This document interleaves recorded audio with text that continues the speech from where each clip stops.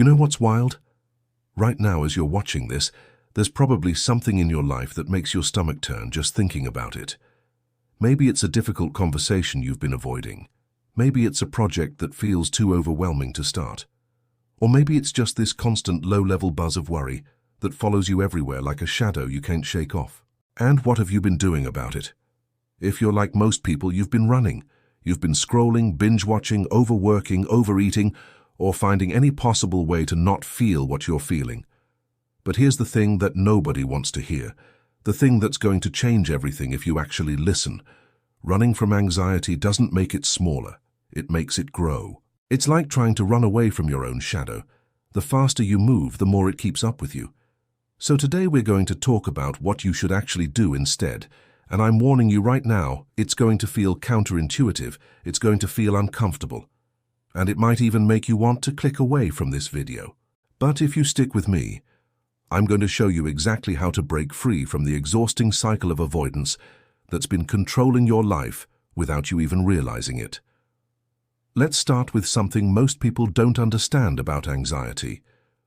We've been taught to think of anxiety as the enemy, as this malfunction in our brain that needs to be eliminated, suppressed, or medicated away. But what if I told you that anxiety isn't actually the problem? What if the real problem is how we respond to it? See, anxiety is actually just information. It's your nervous system's way of saying, hey, something here requires your attention. The problem is that we've become so uncomfortable with any form of discomfort that we've lost the ability to distinguish between real danger and perceived threat. Your brain can't tell the difference between a lion chasing you and the fear of sending that email or having that difficult conversation. To your nervous system, both trigger the same alarm bells, the same flood of cortisol and adrenaline, the same fight-or-flight response. And when that response gets triggered, most of us automatically do one thing. We flee. We distract ourselves. We procrastinate. We numb out. We avoid. And in the short term it works. You put off that scary thing, and immediately the anxiety drops. Your brain gets this hit of relief, and it learns something dangerous. It learns that avoidance equals safety, that running away equals feeling better. But here's the cruel trick. Every time you avoid something that makes you anxious, you're actually teaching your brain that the thing you're avoiding is dangerous.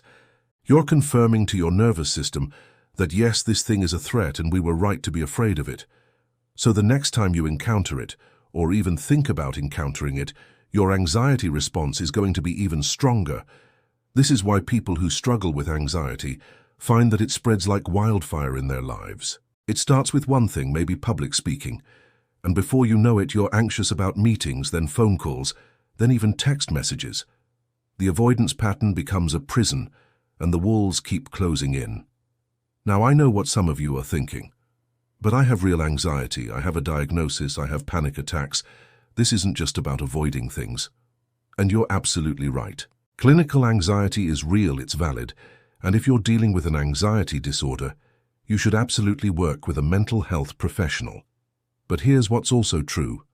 Regardless of whether your anxiety is situational or clinical, the principle remains the same. Avoidance makes it worse and approach paradoxically makes it better. This isn't just my opinion.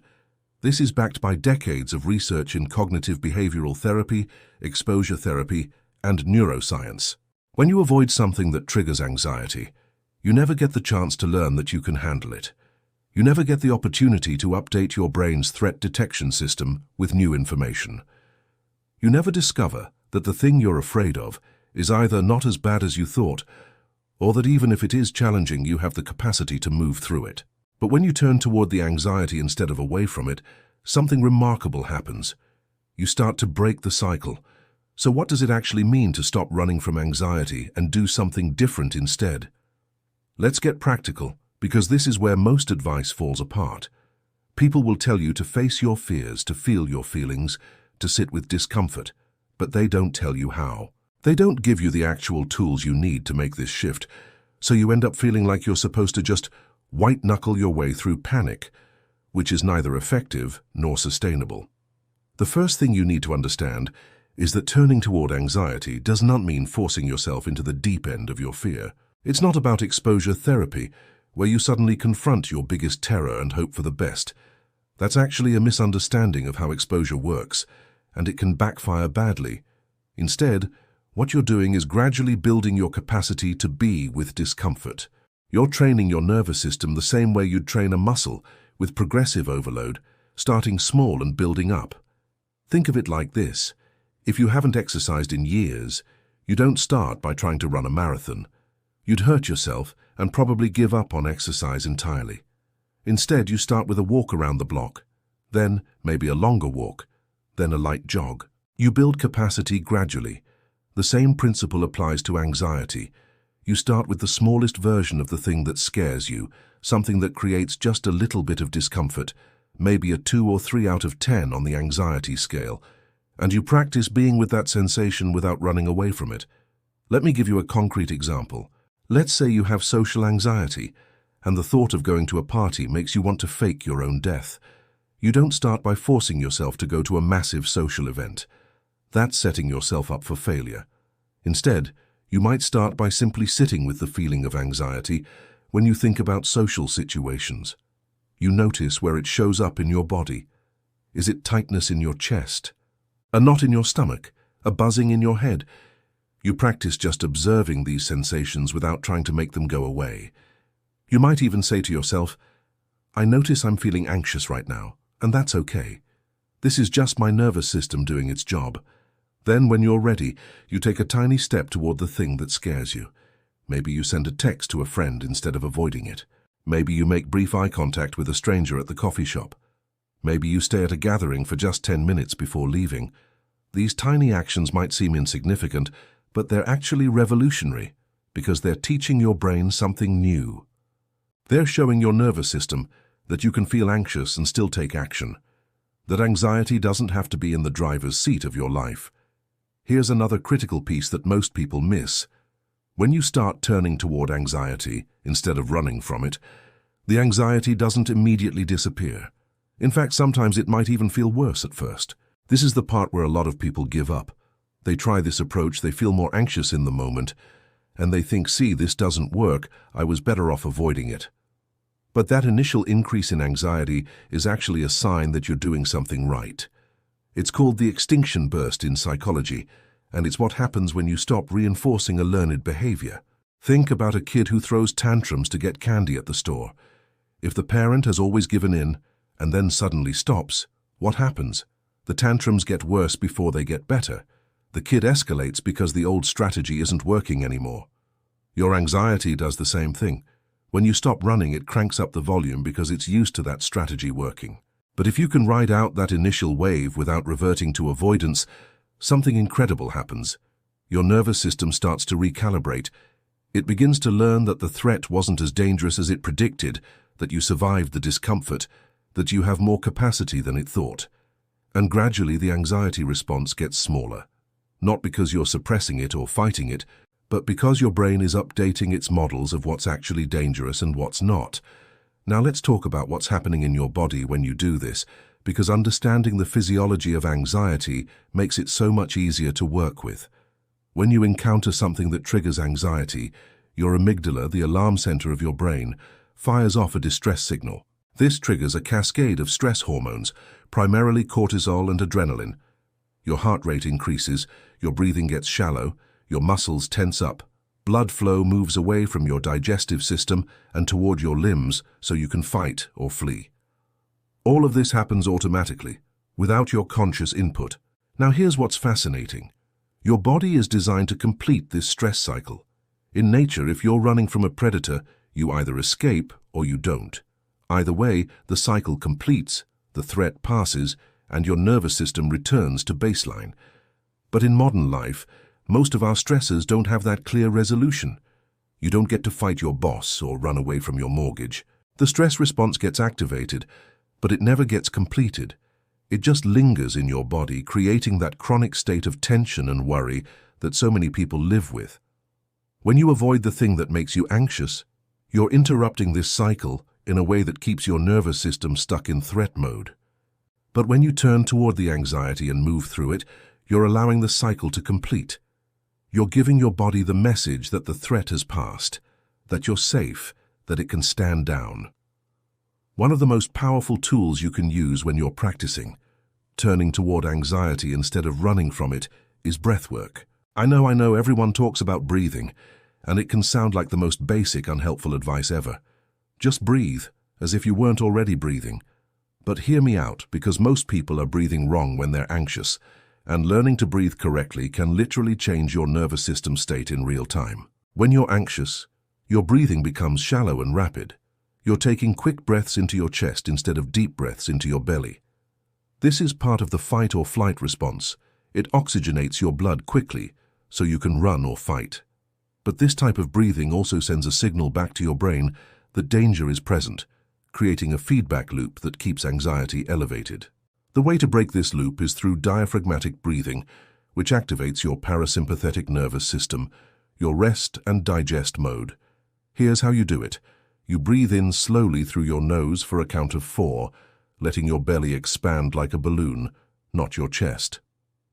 Then you hold for a count of 4. Then you breathe out slowly through your mouth for a count of 6 or 8, longer than your inhale. This extended exhale is key because it stimulates your vagus nerve, which is like the brake pedal for your stress response. When you do this for just a few minutes, you're directly communicating with your nervous system, telling it that you're safe, that there's no real danger, that it can calm down. This doesn't make the anxiety-provoking situation go away, but it gives you a stable foundation from which to face it. You can feel anxious and still be in control of your breath, and that simple fact can change everything. Another thing that happens when you stop running from anxiety is that you start to develop what psychologists call distress tolerance. This is your capacity to experience difficult emotions without having to immediately fix them, escape them, or numb them. Most of us have incredibly low distress tolerance because we live in a society that's designed to help us avoid discomfort. You're bored. Here's infinite scrolling. You're sad. Here's next-day delivery of whatever you want. You're anxious. Here's a dozen ways to distract yourself. We've become so accustomed to immediate relief that we've lost touch with our inherent ability to sit with hard things.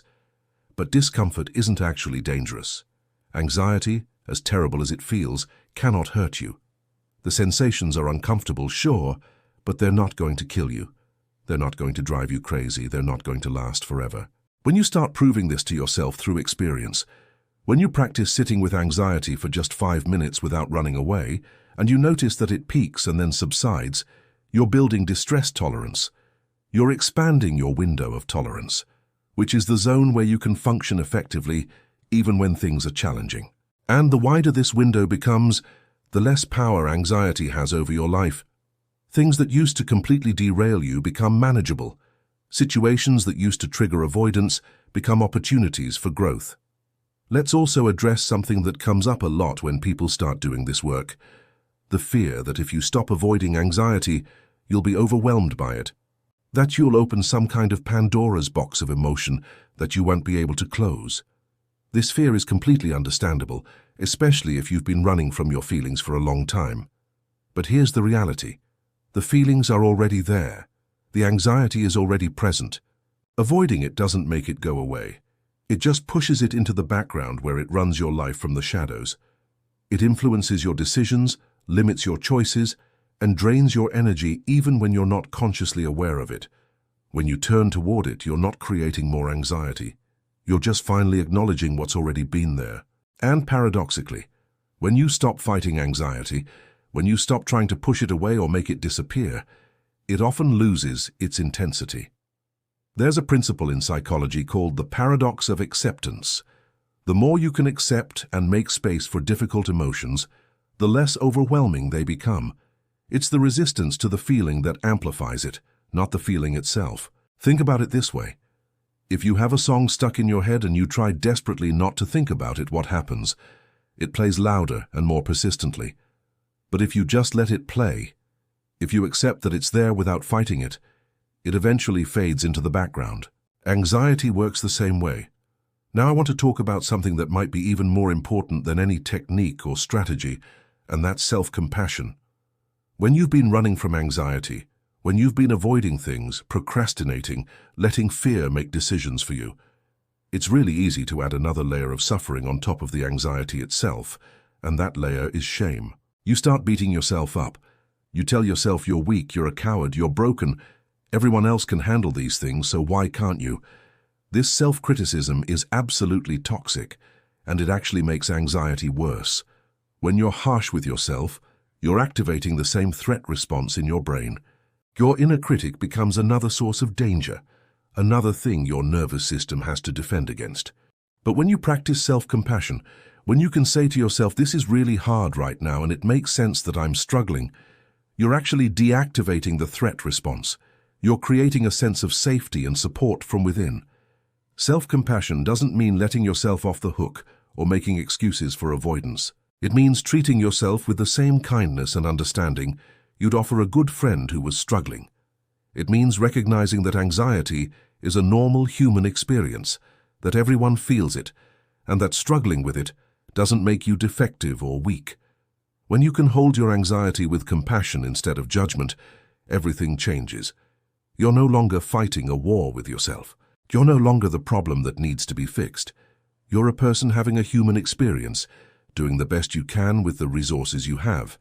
And from that place of self-compassion, it becomes so much easier to take the brave step of turning toward your anxiety instead of running from it. Here's something else that's crucial to understand. Changing your relationship with anxiety is an interlinear process. It's not like you decide to stop running. You face your fears a few times, and then you're cured forever. It's messier than that. You'll have days where you feel brave and capable, where you can turn toward discomfort with relative ease. And you'll have other days where you fall back into old patterns, where you avoid and distract and numerate just like you used to. This is normal. This is part of the process. The goal isn't perfection, it's direction. It's about slowly, gradually over time, shifting the balance from avoidance to approach, from running to turning toward. Every single time you choose to sit with anxiety instead of fleeing from it, even if it's just for 30 seconds, you're rewiring your brain. You're creating new neural pathways, strengthening your capacity for courage, proving to yourself that you're more capable than you thought. And these small moments accumulate.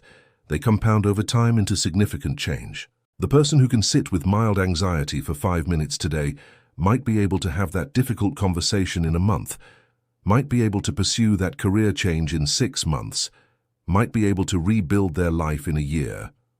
Not because the anxiety disappeared, but because they learned they could feel it and move forward anyway. Let me share what this actually looks like in practice, because I think sometimes these concepts can feel too abstract. Imagine you wake up with that familiar knot of anxiety in your stomach. In the past, you might have immediately reached for your phone to scroll through social media, distracting yourself from the feeling. But today you're practicing something different. You notice the anxiety. You place your hand on your stomach where you feel it, and you say, I feel anxious right now. You don't try to figure out why, you don't try to solve it, you don't try to make it go away. You just acknowledge it's there. You take 3 slow, deep breaths, extending your exhale. You notice what the anxiety feels like. Is it tight, heavy, buzzing, hot? You're not analyzing it. You're just observing it with curiosity, like a scientist studying an interesting phenomenon, and you sit with it, maybe for just 1 minute at first. You let it be there without running away. And you know what happens?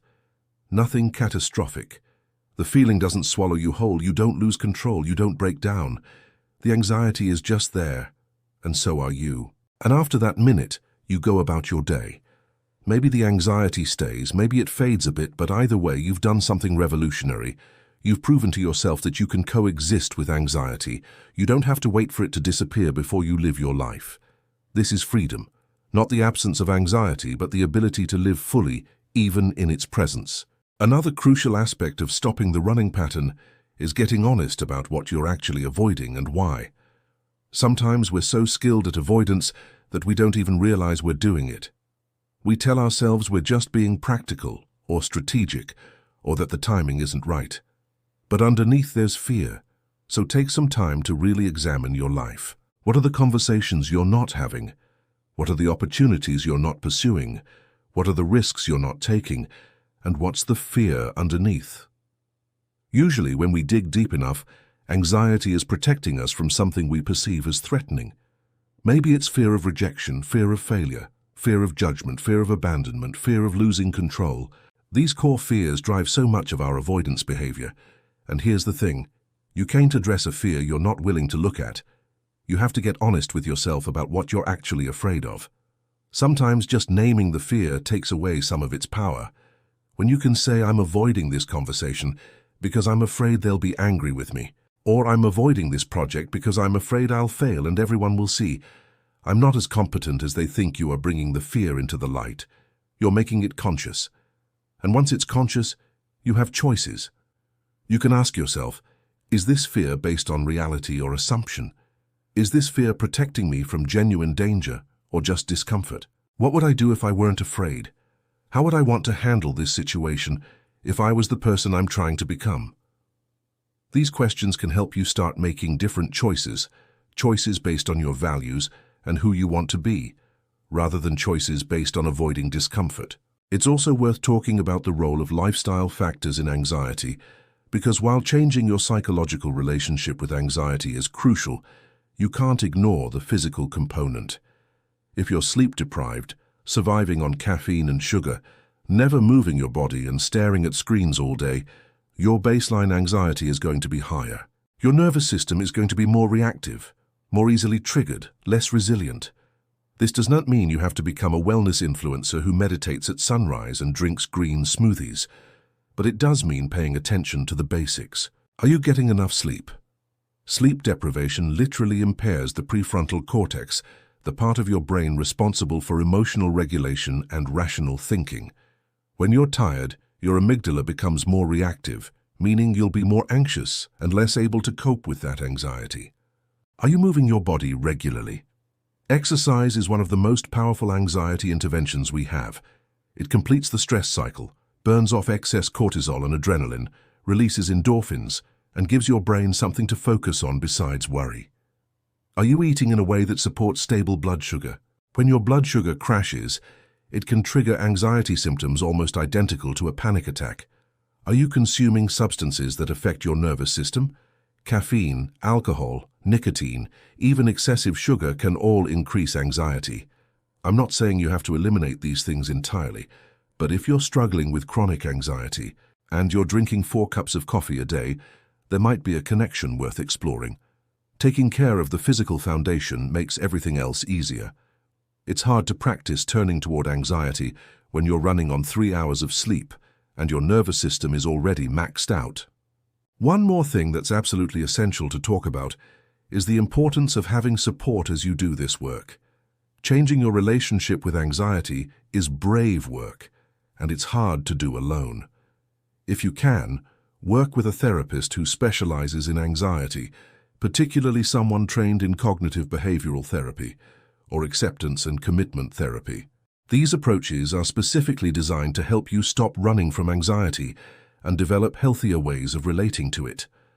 A good therapist can guide you through exposure exercises, help you identify and challenge anxious thoughts, teach you concrete skills for managing difficult emotions, and provide a safe space to process what comes up. If therapy isn't accessible to you right now, look for other forms of support. Maybe it's a trusted friend who understands what you're going through. Maybe it's a support group. Maybe it's online communities where people are working on similar issues. The point is to not do this in isolation. Anxiety thrives in secrecy and isolation. When we hide our struggles, when we pretend we're fine, when we put on a mask for the world, we reinforce the idea that anxiety is shameful, that it's something we need to hide. But when we can be honest about our struggles, when we can say, I'm having a hard time, when we can share our experiences and hear that we're not alone, it reduces the shame. When we can share our experiences and hear that we're not alone, it reduces the shame. It normalizes the experience, and it reminds us that we don't have to figure everything out by ourselves. Healing happens in connection, not isolation.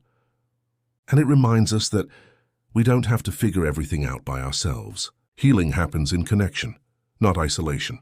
As you start practicing these principles, turning toward anxiety instead of running from it, sitting with discomfort, building distress tolerance, practicing self-compassion, you're going to start noticing something remarkable. Your life is going to expand. All those things you've been putting off, all those dreams you've been too afraid to pursue, all those conversations you've been avoiding, they're going to start becoming possible again. Not because the anxiety disappeared, but because you learned that anxiety doesn't have to stop you. You can feel afraid and do it anyway. You can be uncertain and still take action. You can be uncomfortable and still move forward. This is courage. Not the absence of fear, but action in the presence of fear. And every time you practice this courage, every time you feel the anxiety, and do the thing anyway, you're becoming more free. You're taking your life back from fear. You're reclaiming your power. You're proving to yourself that you're bigger than your anxiety, that it's just one part of your experience, not the totality of who you are.